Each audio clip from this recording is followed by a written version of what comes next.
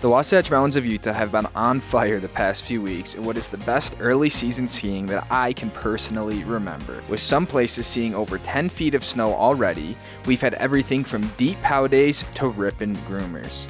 However, in this episode, we get reminded on who is really in charge out here in the mountains.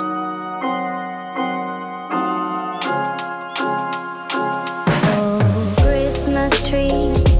Oh, Christmas tree. Thy leaves are so unchanging. Good morning, welcome to another episode of Season 3. After an insane pow day at the Bird yesterday, I think it's going to be hard to match that today, but I think we can still go try to find some fresh snow. We might not get a, foot face shot blower pow day, but it should still be excellent. Because I can't really use any more Alta Bird days, at the moment. I've already used 4 of 7. I didn't want to pay for parking at Solitude and Brighton. I was just kind of not really feeling Brighton. I came out to Park City. Haven't been up here in about a week or so. So it's a little bit disappointing that Park City proper, the Park City side, does not have really anything open. They don't have any sort of upper mountain terrain open. Canyons is kind of the best bet because they have 9990 open at least, which is can be pretty fun, and I think should be pretty solid today. So the plan is to just go out and enjoy a beautiful sunny day today. We've had past few days of some sort of low vis pow day, and so it's always nice to get a nice little bluebird sunshine day. You and I, we never show emotions, we just keep it down inside. Yeah, you and I, both longing for expression for the things we like, but we stay quiet. Hold me now, tell me things, tell me all about how you feel. Just let yourself go. It feels like I put some sort of like tungsten gel in front of the camera here, but I'm actually, can you see it? I'm on the Orange Bubble Express for the first time this year, so it showed that it's open all the way to the top, so if I can avoid riding a gondola, I will, because I want to get my skis on and just leave them on. And I like being outside on a beautiful day like this. So, Orange Bubble's open. I think the plan is to just head over to 9990 and see if we can find any leftover goodies. Just let go. Ooh, just let go. Oh, yeah. Just let go. Like a really cool, low cloud sort of inversion effect in Park City, which you don't usually get this high up. Usually it's like a blanket Salt Lake Valley, but to get like these low clouds right here is honestly pretty unique. So I thought it would burn off by now, but it's still just straight up chilling. Mellow moose. Let's go mainline, I guess. What's the saying? 6 dozen in one and half dozen, and 6 in one, half dozen the other. That's kind of where we're at. I did bring out the 1/16 Stoke Elks today because, why the heck not? No, but because we're going to be doing a little bit more big mountain stuff, I love the bigger platform to get me through all the stuff rather than my tiny, narrow race skis on 106 underfoot. So let's see, High Meadows, straight up chilling. Saddleback is straight up chilling. Everyone is just straight up chilling. With 105 for this run. Probably too long, but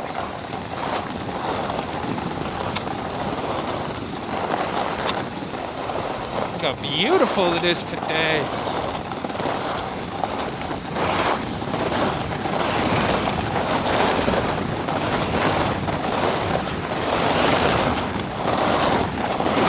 Oh, great snow.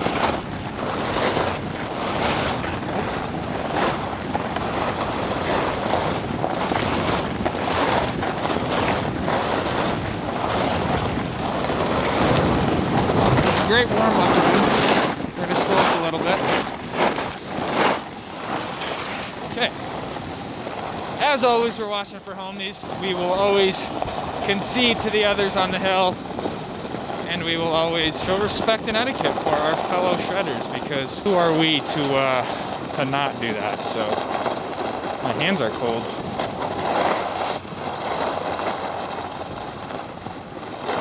looks like it is packed. What up? Your ride break, you go right here. Say it loud, wake the world on the other side, make it real, just let yourself go, just let go. Just let go. Just let go. Just let go. Just let yourself go. I think for this first one, we're just gonna go right up the gut here. Just really sock it to 99.90 after we get through this atrocious mobile field here. But you know, at least they're soft. And at least we have our bump skis on today. That's always good. Dude, there's still pockets of fresh in the bumps.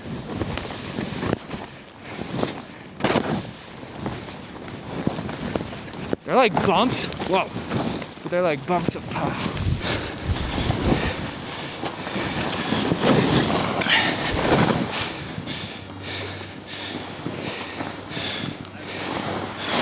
Yeah, right from the top too.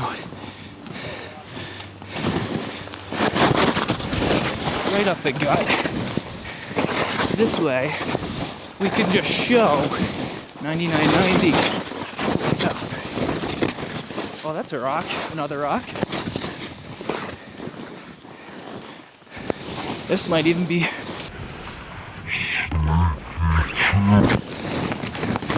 That's sneaky in there. If you go straight off, it'd be even bigger. I haven't hit that in a while, but it's still fun. Oh, my quads are like dog. Chill. And I'm like, not today. Not today. Oh yeah. Quads are absolutely screaming. Screaming's an understatement. What's more than screaming? Yep. At this point, I'm ragged noodle. I'm just along for the ride, trusting the elks. Oh, the elks got me. Me and you, we're holding back each other in the things we do. It's all so blue. Yeah, what if we?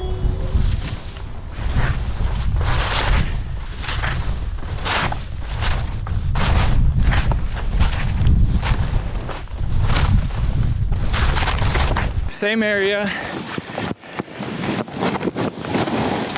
different run.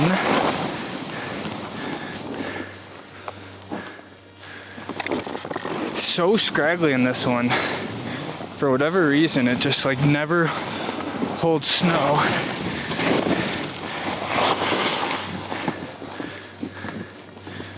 You can run this shoulder down, I guess. Let's try that.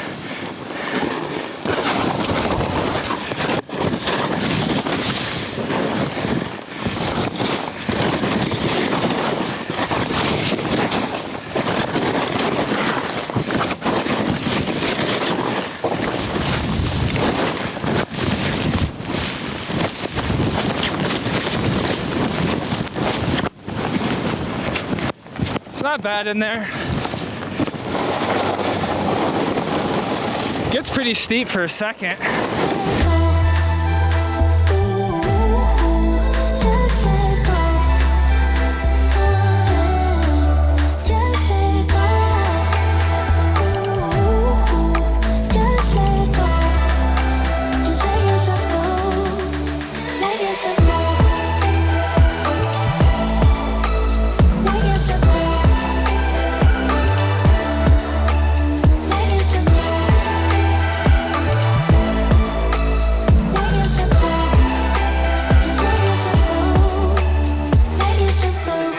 I'm Lucas, Lucas, Catania, Catania.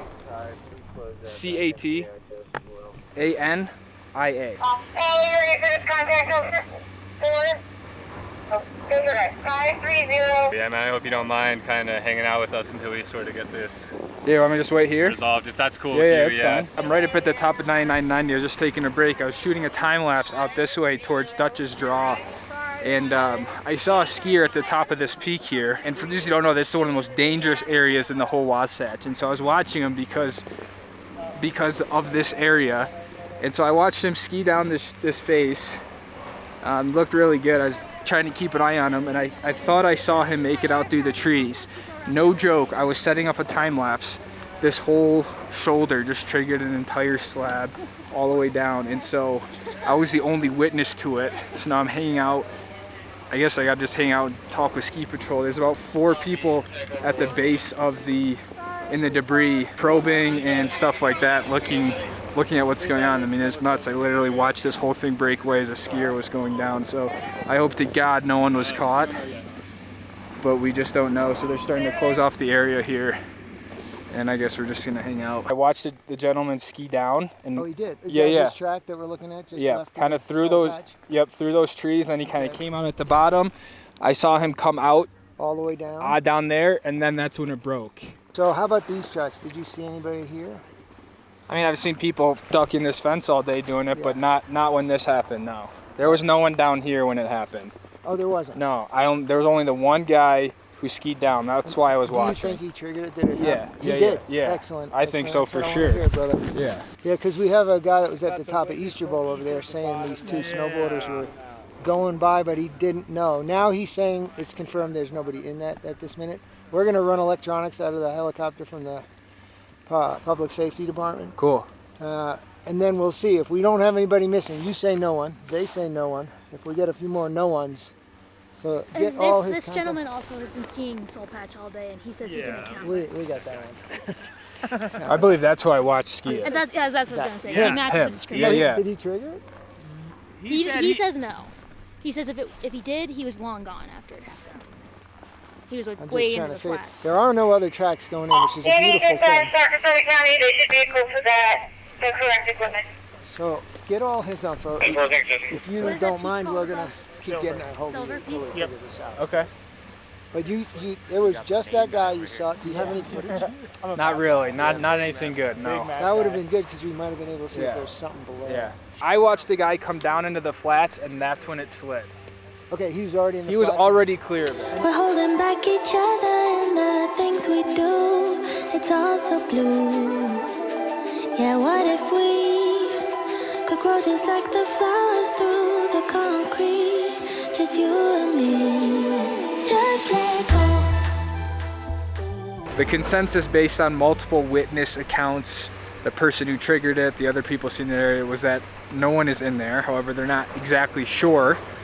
So they are going to, they got to contact the sheriff's department. They're basically going to send a helicopter up and search it from the air. Sombering, crazy day. I mean, admittedly, I used to ski that all the time. They closed that gate because of how dangerous that is. But when I was younger, I would hike out there, ski that face, and it's just, it's like I said, it's one of the most dangerous areas here in the entire Wasatch, and so just pretty nuts. I feel like I got to warm up again. So let's jump into a Charlie Brown. It'll be a long lap.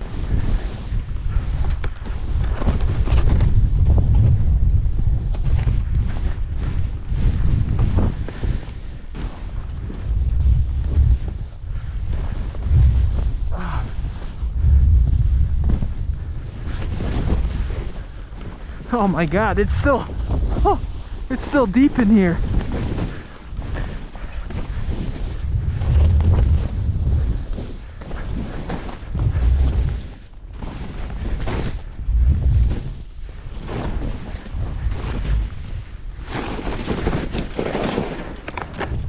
Gotta be really careful here.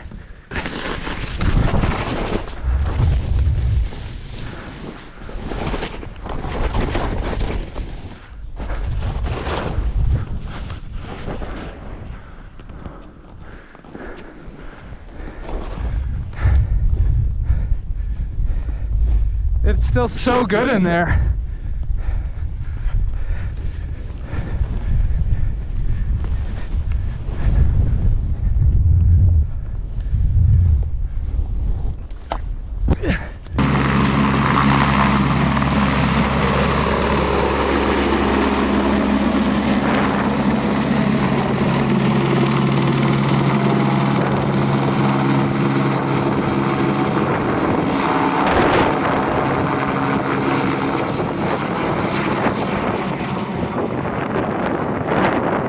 had a day like this, I think last year once, where there was an avalanche up 9990, and I just feel like it just, for me, it just affects the day in a weird way. I'm glad that I was there to witness it and at least provide some information to help people out, albeit like I am no expert by any means. I have no knowledge of backcountry or avalanche or snow science and stuff like that, so need to put that out there, that all I can say is what I saw with my eyes standing up there. So reminder of just how dangerous this stuff is, even just literally on the other side of a resort. So please, please, please just take caution at all times.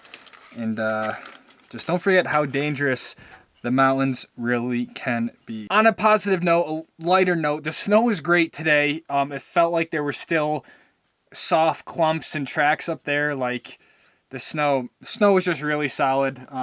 I just wish I had gotten a little bit more skiing in, but today was the first time I ever tracked my ski day. I've never tracked my runs before. I used an app. It seemed to do a pretty good job. That was low on battery consumption. I don't think I'll put these in the video all the time. I might just make them exclusive for Stoke Squad members. I think that would kind of be cool to share it with you guys each day of kind of what we got around. But this way you guys can see how many runs I did, the vert I did that day, and just a little bit more stats.